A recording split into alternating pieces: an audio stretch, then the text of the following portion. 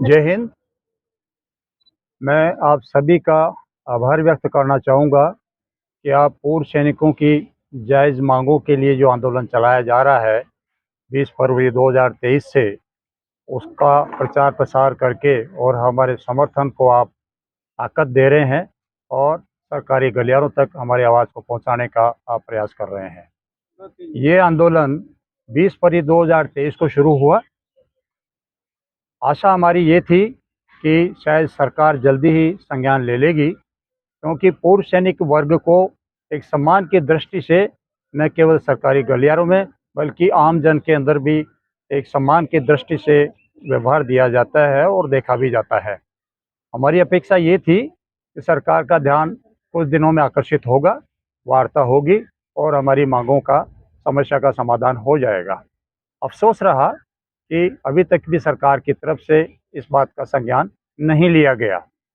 इसकी वजह से मजबूर होकर के हमको एक एक कदम बढ़ाते हुए नए नए अभियान के लिए आह्वान करना पड़ रहा है। इसी कड़ी के अंदर 3 अप्रैल 2023 को हम लोगों ने तमाम जिला कलेक्टरों के माध्यम से पूरे हिंदुस्तान में जो हमारे हज़ारों पूर्व सैनिक संगठन काम कर रहे हैं, उनके लेटर हेड के ऊपर माननीय राष्ट्रपति महोदया, माननीय प्रधानमंत्री जी और माननीय रक्षा मंत्री जी तो हमारी मांगों का ज्ञापन हमने वहाँ तक पहुँचाया। फिर उसके बाद में 30 अप्रैल को तमाम माननीय सांसदों के माध्यम से उन्हें तीनों माननीयों को हमारी मांगों का ज्ञापन हमने भिजवाया। अफसोस रहा, उसके बावजूद भी अभी तक कोई खास संज्ञान इसके लिए नहीं लिया गया। हाँ, कुछ एक सांसद महोदयों ने हमारी मांग को एक्नॉलेज किया, उन्होंने चिट्ठियाँ भी लिखी है और उसकी प्रति हमारे पास में आई भी है। उससे हम उन सांसद महोदय का आभार व्यक्त करना चाहेंगे कि उन्होंने लाखों पूर्व सैनिकों की आवाज़ को आगे तक पहुंचाने के लिए हमारा सहयोग किया। तीसरा कॉल हमें फिर 30 मई का देना पड़ा। 30 मई के मामले में हमारे कुछ साथियों को ये लग रहा था कि जब एमपी तक जा चुका है तो वो वापस नीचे लेवल पे क्यों जा रहे हैं। यहाँ बात लेवल का नहीं था, बात था ज़्यादा से ज़्यादा पूर्व सैनिकों को इस आंदोलन का हिस्सा बनाने के लिए, क्योंकि अभी तक खाली शहरों तक जो हमारे एक्सप्रेशन भाई रह रहे हैं उन्हीं का इस आंदोलन से जुड़ाव था। उस जुड़ाव को बढ़ाने के लिए 30 मई का काल हमारा बहुत एक सफल अभियान के तौर पे गया। और आप ताज्जुब करेंगे, लेह लद्दाख की पहाड़ियों में जहाँ बर्फीली चोटियाँ हैं, बर्फ़ गिर रही है, वहाँ पे सिक्किम में, अपने जैसलमेर के अंदर, मतलब कहने का मतलब ये है कि तमाम तहसील हेडक्वार्टर्स तक जागृति इसके अंदर आई है। और पूर्व सैनिकों और वीर नारियों ने बड़े जोश के साथ में अपने अपने तहसीलदार और एसडीएम को जाकर के ज्ञापन उन्हें भिजवाने का काम 30 मई को किया है। उसको हम हमारे आंदोलन के एक सफल कड़ी के रूप में मान के चल रहे हैं। डेफिनेटली हर आदमी को ये महसूस हो रहा है कि आंदोलन को आज 103-4 दिन होने पूरे जा रहे हैं, उसके बावजूद भी सरकार द्वारा संज्ञान नहीं लिया जा रहा है। ये हमारे में थोड़ा सा एक निराशा का भाव जागृत करता है और ऐसा हम महसूस करते हैं कि सरकार हमारे मामले में उदासीन चल रही है।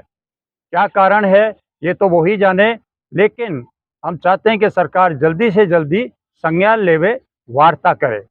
हमारी मांगे नाजायज़ है, सरकार वार्ता पे बैठे, बोले कि नहीं ये आपकी मांग नाजायज़ है, हम उसको एक्सेप्ट करेंगे, लेकिन जायज़ मांगे सरकार को माननी ही होगी। और उसके लिए हम बार बार सरकार से आग्रह कर रहे हैं कि आप एक 3 रिटायर्ड जजेस का एक कमेटी बना दीजिए। हमारी मांगे हम उनके सामने रखेंगे, वो विस्तृत चर्चा करें। हमारे विभिन्न संगठन हैं, उन्होंने बड़ी पूरी तैयारी एनालिसिस करके और डेटा तैयार करके रखा हुआ है, वो सरकार के सामने हम रखेंगे। और वो जो कमेटी रिपोर्ट देवे, कमेटी से भी हम निष्पक्ष रिपोर्ट चाहेंगे। हम नहीं चाहते कि भाई कहीं पे भी कोई सहानुभूति दिखा करके निर्णय लिया जाए। बिल्कुल जो उचित हो वो सरकार को रिपोर्ट जाए और सरकार उसके ऊपर ईमानदारी के साथ में निर्णय लेते हुए हमारी मांगों की पूर्ति करे। सरकार से ये हमारी अपेक्षा है और आंदोलन लगातार चलेगा जब तक सरकार संज्ञान नहीं लेती है। इसके लिए आगामी रणनीति थोड़े दिनों के अंदर हम आपके साथ में शेयर करेंगे, क्योंकि आंदोलन एक तो इसका बड़ा अंग है हमारा ये सांकेतिक धरना। कई बार प्रश्न उठता है कि संख्या बल नहीं है, लेकिन संख्या बल यहाँ दिल्ली के अंदर आकर के हम मार्ग अवरुद्ध नहीं करना चाहते, ट्रैफिक जाम नहीं करना चाहते, पब्लिक को हम असहज नहीं देखना चाहते। इस वजह से हमने सांकेतिक धरने का निर्णय लेकर के रखा हुआ है। और अगर सरकार के किसी नुमाइंदे की यही ख्वाहिश हो कि संख्या बल दिखाए तो ही हम मानेंगे, तो उसके लिए कहीं से भी हमको इशारा मिले तो जो लाखों की तादाद में पूर्व सैनिक है, जहां सरकार चाहेगी वहां हम खड़ा करके संख्या बल दिखाने के लिए तैयार है। लेकिन हम नहीं चाहते कि आंदोलन में थोड़ा सा भी कोई गलत ऐसी चीज हो जिससे जो हमारी एक छवि बनी हुई है कि हम एक अनुशासित वर्ग के साथ में संबंध रखते हैं। हम पब्लिक को असहज नहीं कर सकते, पब्लिक का सहयोग ही कर सकते हैं, न केवल देश की रक्षाओं की सीमा के ऊपर बल्कि रिटायरमेंट के बाद में भी जहाँ जहाँ पे हिंदुस्तान की जरूरत पड़ी है पूर्व सैनिकों को बढ़ चढ़ करके अपना सहयोग दिया है। हम चाहेंगे कि सरकार और पूर्व सैनिकों के आपसी जो परस्पर जो भावना है इसी प्रकार की बनी रहे, सरकार हमारी मांगों का संज्ञान ले और जल्दी इस आंदोलन का निपटारा करे। हमें बहुत खुशी होगी, सरकार का हम आभार व्यक्त करेंगे। अध्यक्ष महोदय, एक सवाल बनता है, 3 लाख से ऊपर पूर्व सैनिक दिल्ली में कार्यरत हैं, दिल्ली और दिल्ली एनसीआर में। क्या आपको लगता है कि उनका जो इस संघर्ष को लेकर है उदासीनता है? क्योंकि आज तक वो इस कार्यक्रम में एक बार भी सिंगल डे संडे भी छुट्टी की लीव के दिन भी यहाँ पर मौजूद नहीं हुए, तो ऐसी उदासीनता उनके अंदर क्यों है? सर, मैं नहीं मानता इसको उदासीनता है। मैंने आपसे पहले ही अर्ज किया कि ये हमारा सांकेतिक धरना है, भीड़ दिखाना हमारा मकसद नहीं है और हमारा हर पूर्व सैनिक जुड़ा हुआ है। जो जुड़े हुए नहीं थे उनको भी मैंने बताया कि 30 मई को हमने गांव-गांव और तहसील-तहसील तक पूर्व सैनिकों को जोड़ा है, उनका पूरा समर्थन है और जब भी जरूरत पड़ेगी वो सब निकल करके जरूर आएंगे। 3 बार आप लोग लेटर दे चुके हैं और कितनी बार लेटर देंगे? क्योंकि जैसे फिल्म का डायलॉग है तारीख पे तारीख, उसी तरीके से आप लोग लेटर पे लेटर दिए जा रहे हैं, लेकिन उधर से कोई भी रिस्पॉन्स नहीं आ रहा है। सर, सरकार इतना बड़ा कामों को देखती है, हो सकता है कि कोई न कोई कारण रहा होगा या कोई अनजान ऐसा भी कारण हो कि जिसकी वजह से सरकार इसकी गंभीरता को नहीं समझ रही है। जहाँ तक एमपीज होते हैं, एमपी भी सरकार के ही हिस्सा हैं और एमपीज ने जिससे भी हम मिले हैं सब ने बड़ा हमको सकारात्मक जवाब दिया है और बहुत सारे जो सांसद महोदय हैं उन्होंने चिट्ठियां सरकार को दी है, उनके पत्र की कॉपियां भी हमें मिली हैं और कुछ एक केस के अंदर रक्षा मंत्री जी उनको जो जवाब दिया है उसकी भी प्रति हमें प्राप्त हो रही है। तो हम ऐसा नहीं कह सकते कि सरकार के नुमाइंदे सुन नहीं रहे हैं, जरूर सरकार के गलियारे तो हमारी बात पहुंच चुकी है और हम आशा कर रहे हैं कि निकट भविष्य में जल्दी सरकार बुला के वार्ता करेगी। क्या जवाब आ रहा है सरकार की तरफ? ऑर्डर सरकार की तरफ से जवाब क्या आ रहा है? सरकार की तरफ से वो कह रहे हैं कि हमने प्रधानमंत्री जी को आपका मांग पहुंचा दिया है, रक्षा मंत्री जी को पहुंचा दिया है और रक्षा मंत्री की तरफ से चिट्ठियां आ रही हैं उन एमपी महोदय के पास में जिनके थ्रू हमें भी सूचना मिल रही है कि आपने ये मांग उनको जो प्रस्तुत करी है उसके ऊपर सरकार जल्दी ही संज्ञान लेगी। सरकार के प्रतिनिधि से आपकी कोई बातचीत हुई, पर्सनली मिलने गए? नहीं हुई साहब, जब तक वार्ता के लिए आमंत्रित नहीं करेंगे तब तक हम जा भी कैसे सकते हैं। अध्यक्ष जी, बड़ी कॉल देने से क्या रोका है आप? रोक कोई भी नहीं रहा है, तो बड़ी कॉल दीजिए। बड़ी कॉल से क्या आप मानते हैं ये हमारी छोटी कॉल थी कि 30 मई का? आप ही बार देखिए साहब, देखिए जहाँ भी रक्षा मंत्री ने हमसे बोला है कि आप संख्या बल दिखाइए। नहीं मैंने तो नहीं बोला आज तक ऐसा है सब। सर, आपके ही जो काफी जो लोग हैं जो आपकी पास्ट में जो वार्ता रक्षा मंत्री के साथ हुई है उन्हीं मीटिंगों में बोला गया कि आप संख्या बल दिखाइए। संख्या बल दिखाने से आपको रोक क्या रहा है? देखिए, मैं गया उनसे बातचीत करके आया, कह दिया तो ये फेडरेशन का मैटर है, इसके अंदर किसी एक आदमी का व्यक्तिगत निर्णय नहीं हो सकता है और कदम से कदम हम बढ़ते जा रहे हैं और जो भी नेक्स्ट अभियान हम देते हैं वो पीछे वाले थोड़ा बड़ा होता है। अब तक कितनी आपकी इस अभियान में कितने लोग जुड़ चुके हैं? अभियान में कोई ऑन द रिकॉर्ड हम कोई रजिस्ट्रेशन नहीं कर रहे हैं लोगों का, अदरवाइज अभी तक मैं मान करके चलता हूं कि जो भी हमारी संख्या है आधे से ज़्यादा तक इस आंदोलन का संदेश पहुंच चुका है और डायरेक्ट या इनडायरेक्ट वे के अंदर उनका समर्थन हमें प्राप्त हो रहा है। समर्थन मिल रहा है आपको? देखिए सर, हमने यहाँ पे शुरू में किया था कि एक तो हम इसको राजनीतिक मंच बिल्कुल नहीं बनाएंगे। आजकल हर आंदोलन वाला देखता है कि कोई न कोई राजनीतिक पार्टी आकर के मेरी पीठ पे हाथ रखे, वो हमारी मंशा नहीं है। अगले 100 दिन से आप लोगों का धरना चल रहा है, कोई भी सकारात्मक पहलू नजर नहीं आ रहा, इसका जिम्मेदार कौन?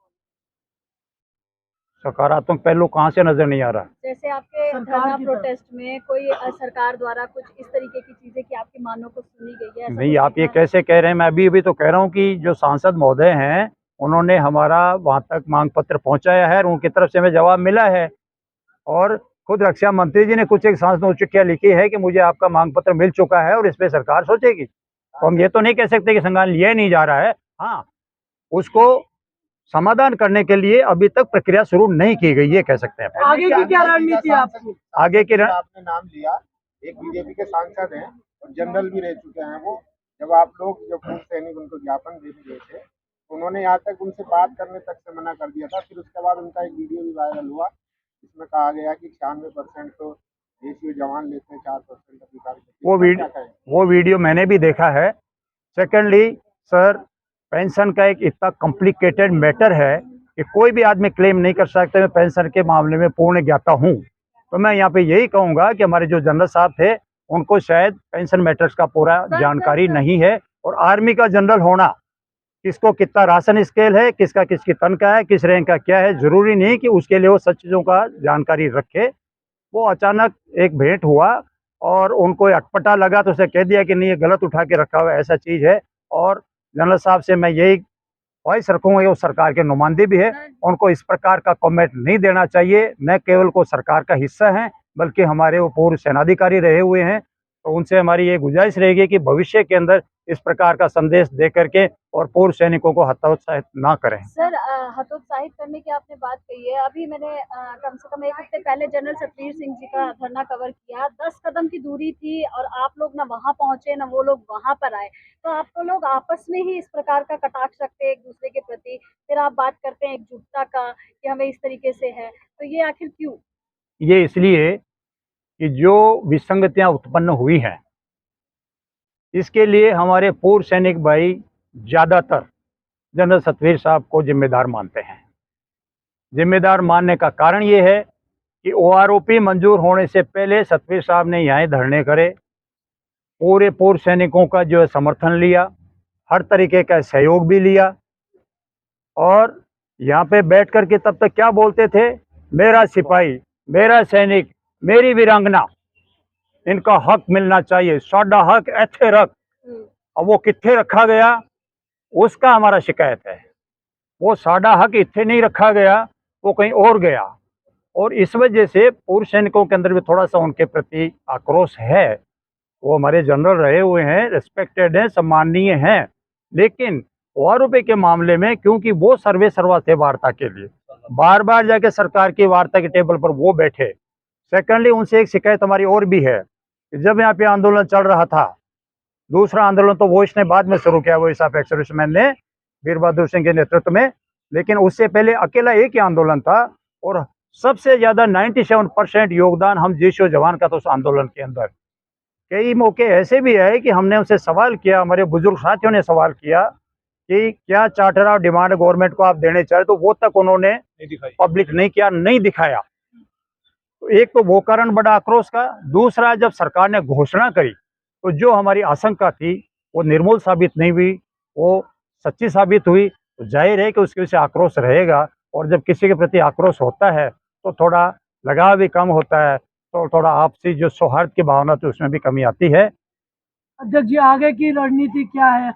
कौन सी अगली बड़ी कॉल है? Sir, federation of veterans association का जिस दिन गठन हुआ था 9 अप्रैल 2023 को, उस दिन पहला शर्त ये रखा गया था कि कोई भी निर्णय होंगे वो सामूहिक निर्णय होंगे। न अध्यक्ष अकेला निर्णय ले सकता है, न कपिल भाई ले सकता है, न एडवोकेट साहब ले सकते हैं, और न ही कोई हमारा जनरल सेक्रेटरी कोई ले सकता है। उसके लिए सामूहिक निर्णय होंगे। और मैं आपसे ये शेयर करना चाहूँगा कि हमारे जो भी साथी सुन रहे हैं वो भी एक चीज़ को अपने दिमाग में स्पष्ट कर लें कि इस फेडरेशन के मंच के ऊपर जो भी संगठन हमारे साथ जुड़ रहा है उसको बराबर बराबर की नेतृत्व की भागीदारी है। चलिए, एक आखिरी सवाल है, कितने संगठन अभी तक आपके साथ जुड़ चुके हैं? करीब 100-150 के करीब हमारे पास में समर्थन पत्र आ चुके हैं। कई लोग मानस बना रहे हैं, डेली उनके फ़ोन आते हैं, वो जानना चाह रहे हैं, क्योंकि वो जो दूर दराज में हमारे टच में नहीं आए हैं, डेली 3-4-5 समर्थन पत्र मेल पे आ रहे हैं और कुछ यहाँ पे फिजिकली दे करके जा रहे हैं। निकट भविष्य के अंदर जल्दी हम इसको 200 की संख्या वो पार कर जाएंगे।